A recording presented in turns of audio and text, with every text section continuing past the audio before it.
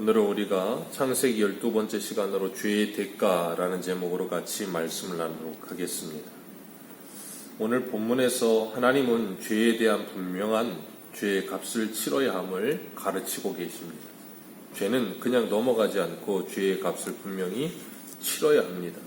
사람들은 죄의 유혹에 빠지게 될 때 죄의 값이 얼마나 무겁고 무서운 것인지를 생각하지 못하고 죄의 달콤함만을 생각하게 됩니다. 사단은 그렇게 사람들을 유혹하죠. 이 죄를 지을 때 그 죄에 대한 처벌이 얼마나 큰지를 전혀 생각하지 못하게 만듭니다. 그러나 하나님은 로마서 6장 23절에 이렇게 말씀하세요. 죄의 삭은 사망이요, 하나님의 은사는 그리스도 예수 우리 주 안에 있는 영생이니라. 아멘. 죄의 삭은 사망이라고 하나님은 분명히 못 받고 계십니다. 오늘 본문 14절을 보면 여호와 하나님께서 뱀에게 저주하시는데 내가 이렇게 하였으니 라고 말씀하세요. 하와를 유혹하여서 선악과를 먹게 하고 아담과 하와를 타락하게 만들었습니다. 그 일로 인하여서 인류는 선악의 주체가 되어서 자기 자신이 선악의 기준이 되어버렸습니다. 각자 자신의 잣대를 가지고 모든 것을 판단하기 시작했고 나만이 진리의 기준을 가지고 있다고 생각을 해요. 그래서 내가 옳고 너는 틀리다라는 식으로 자꾸 모든 것을 생각하죠. 그러니까 이 안에 10명이 있으면 10명 모두 다 나는 옳고 너는 틀리다라는 기준을 가지고 있는 거예요. 각자의 기준을. 그러다 보니까 원망하고 불평하고 그리고 남 탓하고 그렇게 이 땅에 비참한 현실이 나타나게 된 거예요. 그 모든 게 누구로부터 시작돼요? 이 사단의 유혹으로부터 시작되는 거예요. 그 일로 인하여 하나님께서 사단에게 이렇게 말씀하세요. 모든 짐승보다 더 저주를 받아 배로 다니고 살아있는 동안 흙을 먹을지니라. 하나님께서 뱀에게 하신 저주입니다. 배로 다니고 평생 흙을 먹으며 살 것이다. 그리고 15절에는 내가 너로 여자와 원수가 되게 하리라. 그렇게 말씀하세요. 선악과를 먹게 유혹할 때 사단과 하와는 거의 뼈 중에 뼈, 살 중에 살이라고 할 만큼 가까웠어요. 하와는 사단의 말을 그렇게도 잘 들었습니다. 그런데 이제는 그 둘을 원수 사이로 갈라놓으시겠다라고 말씀하세요. 그리고 뱀의 후손과 여자의 후손이 원수가 되게 하여 여자의 후손이 뱀의 후손의 머리를 상하게 하고 뱀은 여자의 발꿈치를 상하게 할 것이라 라고 말씀하십니다. 이 뱀의 후손이 여자의 후손의 발꿈치를 상하게 한다는 것, 창세기 3장 15절을 우리는 원시복음이라고 부르죠.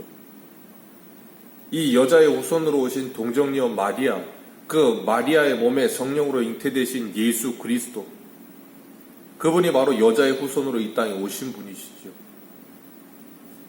사단은 예수님의 발꿈치를 상하게 하듯이 예수님은 십자가에 매달려 십자가에 죽으시고 예수님은 십자가에 죽으신 후에 사흘 만에 부활하셔서 사망 권세를 이기시고 사단의 머리를 밟으신 거예요.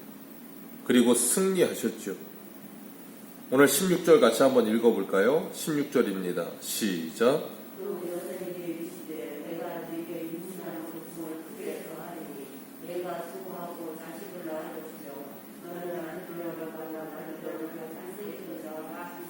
아멘.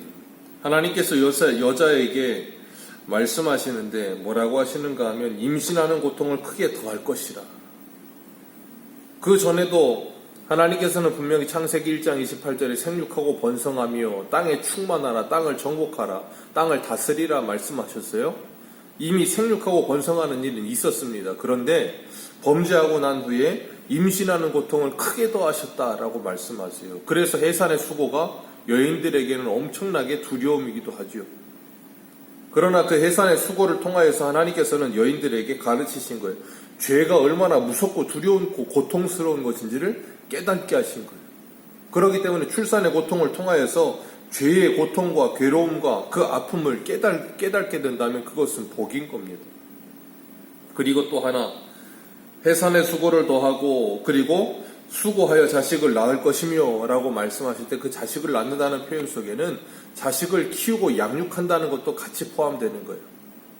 요즘 젊은 사람들은 육아 스트레스라는 표현을 쓰지요. 아이를 키우는데 엄청나게 힘들고 스트레스를 받고 괴롭다는 거예요. 그것 때문에 이 남편과 아내가 참 많이 다투기도 한다 그러고, 그것 때문에 뭐 휴직까지 한다 그러고, 그것 때문에 뭐 엄청난 일들이 일어난다고 합니다. 그런데 그 모든 괴로움, 그 모든 스트레스, 그 모든 아픔, 그 모든 게 어디서부터 와요? 죄로부터 온다는 거예요. 그렇기 때문에 아이를 낳는 고생과 그리고 아이를 양육하여 키우는 고생, 그 모든 것들이 죄로부터 오는 것임을 깨닫게 하시는 거예요. 그러나 그것이 죄로부터 온 것이기 때문에 고통이 더하는 것, 그걸로 끝나는 것이 아니라 하나님께서 우리를 구원하시고 하나님이 우리에게 은혜를 베푸시면 그것이 그렇게 고통스러운 것이 죄 때문이라는 걸 깨닫고, 또 하나 예수 그리스도께서 나를 위해 십자가에 죽으심으로 나를 용서하실 때 그 죄의 고통이 얼마나 괴롭고 힘들었을지를 체휼하게 되는 은혜의 방편이 되기도 하는 겁니다. 하나님께서는 또 하나 여자에게 말씀하셨어요. 뭐라 그러시냐면 너는 남편을 원하고 남편은 너를 다스릴 것이니라, 그렇게 말씀하셨는데, 쉬운 성경을 보면 이렇게 표현해요. 너는 내 남편을 지배하려 할 것이고 남편은 너를 다스릴 것이니라. 이게 결혼하고 나면 신혼부부들 그리고 이 젊은 부부들의 이 가장 큰 문제 중에 하나죠. 여자들은 남편을 지배하려 하고 남편은 여자를 다스리려고 하는, 서로 지배권을 가지려고 하는. 그러니까 오죽하면 부부가 결혼하면 사랑해서 결혼했는데 초장에 상대방을 잡아야 결혼 생활이 편하다라는 말까지 나와요. 그러니까 지배권을 가져야 된다는 거예요. 그래서 위에 군림하면서 위에 있어야, 그래서 내 말과 내 생각이 다 가정에 이루어져야 편하다는 거예요. 그게 바로 죄의 영향 아래 있는 사람들의 모습이에요. 그러니까 그리스도인 가정의 부부들은 그렇게 사는 거 아니에요. 그런데 그리스도를 믿는 하나님의 자녀들의 가정도 그렇게 살려고 하는 경향이 굉장히 강해요. 그러다 보니까 가정이 파괴되기도 하고 서로 주도권을 가지고 어떻게든 내가 잡아보겠다고 아웅다웅하면서 싸우면서 양보하는 사람은 없어요. 그러니까 결국에는 갈라서는 거죠. 그러나 하나님께서는 에베소 5장에서 말씀하셨어요. 남편은 아내를 사랑하기를 주께서 교회를 사랑하셔서 자신을 주신 것 같이 죽도록 사랑하라. 아내는 남편에게 복종하기를 교회가 그리스도께 하듯 그렇게 복종하라. 그러면서 피차 복종하며 돕는 배필이 되라고 말씀하고 계세요. 그러니까 그리스도인의 가정은 세상의 사람들의 가정과는 전혀 다른 모습으로 살게 되는 거예요. 세상 사람들은 자신이 주도권을 갖지만 그리스도인들이 서로 결혼해서 가정을 이루는 가정은 하나님이 주도권을 가지고 계시는 거예요. 그래서 남편도 아내도 모두 다 피차 하나님께 복종하는 거예요. 그리고 하나님의 말씀을 따라 사는 거예요. 그게 바로 결혼 생활이에요. 그럴 때 그 가정은 큰 기쁨의 동산이 되는 겁니다. 그러나 예수 그리스도를 믿지 않고 하나님의 자녀가 되는 권세를 받지 못한 가정들은 이렇게 죄의 영향 아래서 죄의 대가로 말미암아 서로가 지배력을 가지려고 하는 그 욕심 때문에 고통을 당하고 가정이 큰 기쁨의 동산이 아니라 지옥이 돼버리는 거예요. 이게 가정만 그렇겠습니까? 모든 사람 관계가 그래요. 누구든지 다 지배력을 가지려고 하고 누구든지 위에 쓰려고 해요. 그것 때문에 인류가 고통을 당하는 거죠. 17절 말씀에 아담에게도 이렇게 말씀하세요. 네가 네 아내의 말을 듣고 내가 내게 먹지 말라고 한 나무 열매를 먹었다라고 말씀하세요. 하나님의 말씀보다도 아내의 말을 더 먼저 듣는 거예요. 하나님의 말씀보다도 사람의 말을 더 먼저 듣는 거예요. 그것 때문에 인류가 최초로 범죄하게 된 겁니다. 하나님께서 그 일로 인하여서 아담에게 한 엄벌을 내리시는데 뭐라고 하시는가 하면 내가 내게 먹지 말라 그 나무로 열매를 먹었은즉 땅은 너로 말미암아 저주를 받고 너는 평생에 수고하여 그 소산을 먹으리라. 하나님이 아담 때문에 땅을 저주하세요. 땅이 무슨 죄입니까? 그런데 하나님이 땅을 저주하세요. 그리고 평생 수고해야 먹을 것을 얻을 것이라 그렇게 말씀하세요.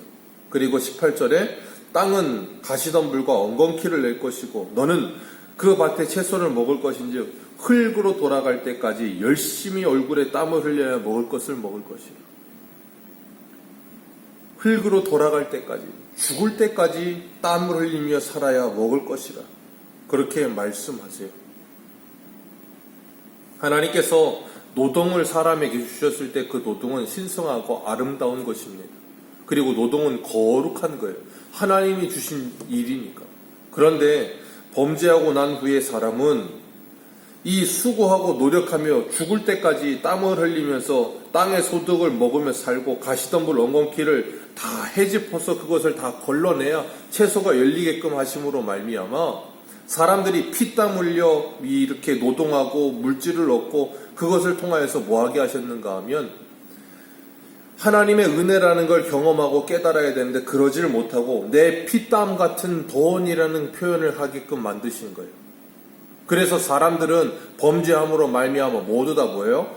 밤낮 할 것 없이 쉬지 않고 일하면서 돈을 벌어서 그것을 자신의 것이라고 생각하죠. 하나님이 나에게 은혜로 주신 것이라고 일도 생각하지 않아요.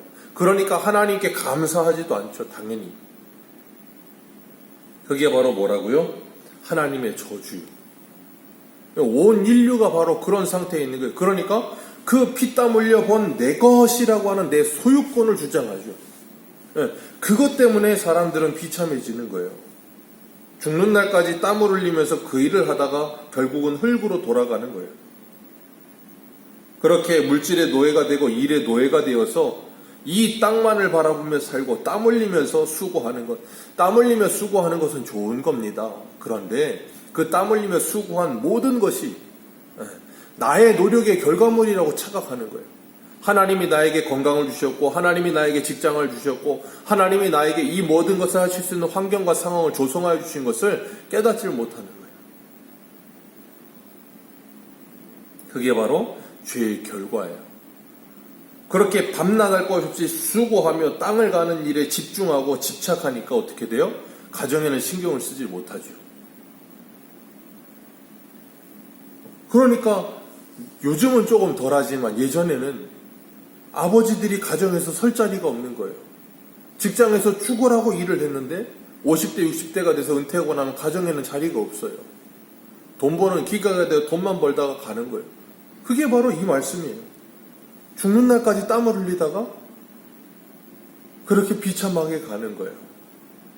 19절 말씀에 또 이렇게 말씀하세요. 너는 흙이니 흙으로 돌아갈 것이니라.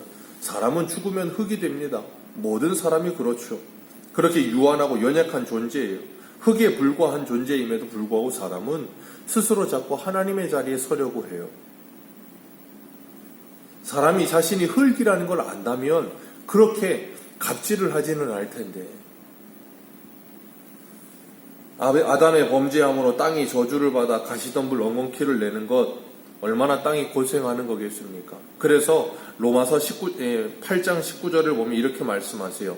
피조물이 고대하는 바는 하나님의 아들들이 나타나는 것이니 피조물이 허무한데 굴복하는 것은 자기의 뜻이 아니요 오직 굴복하게 하신 이로 말미암음이라. 그 바라는 것은 피조물도 썩어짐의 종로로 탄 데서 해방되어 하나님의 자녀들의 영광의 자유에 이르는 것이니라. 피조물이 다 이제까지 함께 탄식하며 함께 고통을 겪고 있는 것은 우리가 아느니라. 피조물이 고대하는 것도 하나님의 자녀들이, 하나님의 아들들이 나타나는 거래요. 왜요? 그들이 인간의 욕심 때문에 자연 만물이 쉬지 못하고 이 쉼을 얻지 못하는 게 자연 만물이. 쉽게 우리가 알 수 있는 게 구약 시대에 보면 하나님이 이스라엘 백성들에게 안식일과 안식년과 희년을 주셨는데 이스라엘 백성은 그걸 지키지 않죠. 일주일에 하루를 쉬어라. 그러면서 뭐예요? 땅도 쉬는 거예요. 6년을 일하고 1년은 쉬어라. 땅이 쉬는 거예요. 그런데 뭐예요? 쉬지 않아요. 그래서 하나님께서 역대하에 보면 이스라엘 백성들이 바벨론의 포로로 끌려가는데 그때 하나님께서 70년 동안 이스라엘 땅을 쉬게 하신다라고 표현을 하세요. 땅이 쉬질 못하는 거예요. 인간의 욕심 때문에. 그 일로 인하여 뭐예요? 땅이 쉬지 못하고 인간의 욕심 때문에 자연 만물이 파괴되는 모습을 보잖아요. 자연은 인간이 그냥 내버려 두면 알아서 회복합니다. 자정 능력이 있어요. 근데 그걸 못해요. 왜? 인간이 쉬지 못하도록 만들어버렸어요. 자정 능력을 무너뜨려 버린 거죠. 그럼에도 불구하고 하나님은 그런 사람을 그냥 버리지 않으셨어요. 오늘 21절 같이 한번 볼까요? 21절 같이 읽습니다. 시작. 여호와 하나님이 아담과 그의 아내를 위하여 가죽옷을 주어 입히시니라. 아멘. 하나님께서 아담과 하와를 가죽옷을 해 입히셨다. 아담과 하와가 자신들이 벗었으므로 그 수치스러움과 부끄러움을, 그 죄를 가리기 위해 뭘로 옷을 입어요? 무화과 잎으로 옷을 해 입어요. 그 무화과 잎은 해가 뜨고 나면 그 햇빛에 의해서 금방 말라서 바스러져 버릴 옷입니다. 자신들의 수치를 가릴 수가 없어요. 그 죄를 가릴 수가 없어요. 그래서 하나님께서 가죽옷을 해 입혀요. 이 가죽옷을 해 입힌다는 건 뭘 의미하겠어요? 짐승이 죽어야 함을 가르치는 거예요. 죄의 대소, 그걸 가르치고 계시는 거예요. 그들의 죄를 가리기 위해서 짐승이 죽어야 함을 가르치는 것처럼 예수 그리스도가 우리의 죄를 위하여 대속하여 죽으심으로 우리의 죄가 용서되어지고 가리워진다는 것을 가르쳐주고 계시는 거예요. 언약의 하나님께서 그 일을 신실하게 이행하고 계심을 창세기에서부터 보여주고 계시는 거예요. 그리고 하나님께서는 인간을 에덴 동산에서 쫓아내셨습니다. 왜요? 그 죄로 인하여. 하나님이 그들을 거기에 두신 큰 기쁨의 동산을 잃어버렸어요. 그래서 인간은 일평생을 살아가면서 항상 기뻐할 수 없는 존재가 된 거예요. 그전에는 항상 기뻐하는 존재였어요. 소유가 아니라 하나님과의 관계 속에서 항상 기뻐하는 존재였는데 이제는 항상 기뻐하지 못하고 일희일비하죠. 뭔가를 소유하면 잠깐 기뻤다가 뭔가를 잃어버리면 또 슬펐다가 그게 계속 반복돼요. 그리고 또 하나, 하나님께서 에덴 동산에서 그들을 쫓아내신 이유를 22절에 말씀하고 계세요. 여호와 하나님이 이르시되 보라 이 사람이 선악을 아는 일에 우리 중 하나같이 되었은즉 그가 손을 들어 생명나무 열매도 따먹고 영생할까 하노라. 자, 이들이 지금 뭘 먹었습니까? 선악과를 먹었어요. 그래서 선악의 주체가 누가 되어버렸어요? 하나님이 아니고 자신들이 되어버렸어요. 그게 뭐라 그랬어요? 죄의 결과라 그랬어요. 비참함이라 그랬습니다. 뭐든지 자기가 진리고 자기가 기준이 되어서 다른 사람을 판단하고 손가락질한다 그랬어요. 그런 사람들이 가득한 곳이 어디예요? 지옥이에요. 자, 그런 상태로 영생하는 게 뭐겠어요? 그게 바로 지옥이에요.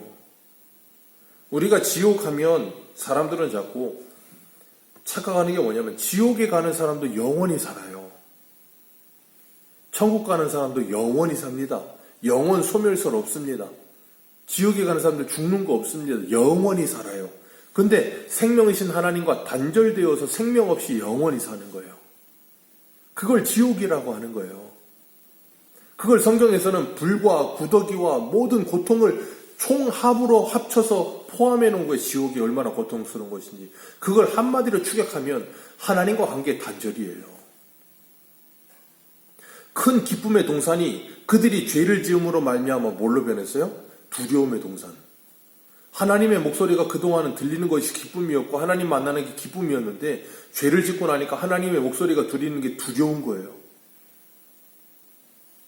두려움의 동산이 되는 거예요. 그래서 하나님께서 그들을 그 영생나무, 영생나무를 먹지 못하게, 생명나무를 먹지 못하게 하려고 쫓아내신 거예요. 그리고 그룹들과 에덴 동쪽의 그룹들과 두루 도는 불칼을 두어서 그 길을 지키게 하셨다라고 말씀하고 계세요. 하나님께서는 이런 비참한 인생들을 구원하시기 위해서 예수 그리스도를 이 땅에 보내주신 것입니다. 그리고 우리의 죄를 대신하여 십자가를 지시고 죽으심으로 우리의 죄의 값을 다 지불하시고 우리를 구원하여 주셨어요. 그리고 우리에게 영생을 주셨죠. 생명의 근원이신 하나님과 함께 영원히 살 수 있는 복을 주신 거예요. 그런 은혜를 받은 성도는 이런 저주에서부터 회복되는 겁니다. 이런 저주에서부터 회복되는 거예요. 해산의 고통, 아이를 양육하는 고통에서부터 해방되는 거예요. 그렇다고 해서 아예 고통이 없는 게 아니죠. 그러나 더 이상 세상 사람들, 하나님을 모르는 세상 사람들과 똑같은 고통과 괴로움 속에 살지는 않는다 그 말이에요. 일을 하는 수고하지요. 남자들도 그 수고 안 한다는 거 아니에요. 그러나 그 수고가 더 이상 수고로만 끝나지 않는다는 거예요. 하나님께 감사할 수 있게 되는 거예요. 그게 얼마나 큰 은혜인지 모릅니다. 그렇기 때문에 서로가 서로를 지배하려고만 들려고 하는 것이 아니라 서로를 배려하고 사랑하고 그리고 서로를 위해서 서로를 사랑해주면서 배려하는 모습 속에서 가정의 화목함을 이루어가고, 그러니까 세상의 사람들의 모습과 이 그리스도인들의 모습은 어쩔 수 없이 구별되는 거예요. 무엇이 더 귀하고 무엇이 더 소중한 것인지를 깨닫기 때문에. 그러면서 하나님과의 관계가 가장 우선된다는 걸 깨닫게 되는 거예요. 그게 바로 하나님의 은혜를 회복한 겁니다. 그게 바로 구원의 모습이에요. 하나님이 우리를 구원하시고 이 땅 가운데 살아가게 하시면서 영생을 살게 하셨습니다. 예수 그리스도 안에서 그 영생을 누리면서 하나님의 은혜를 회복하여 큰 기쁨의 동산에서 주님과 동행하는 우리 모두가 되시기를 주님의 이름으로 축복합니다. 기도하겠습니다.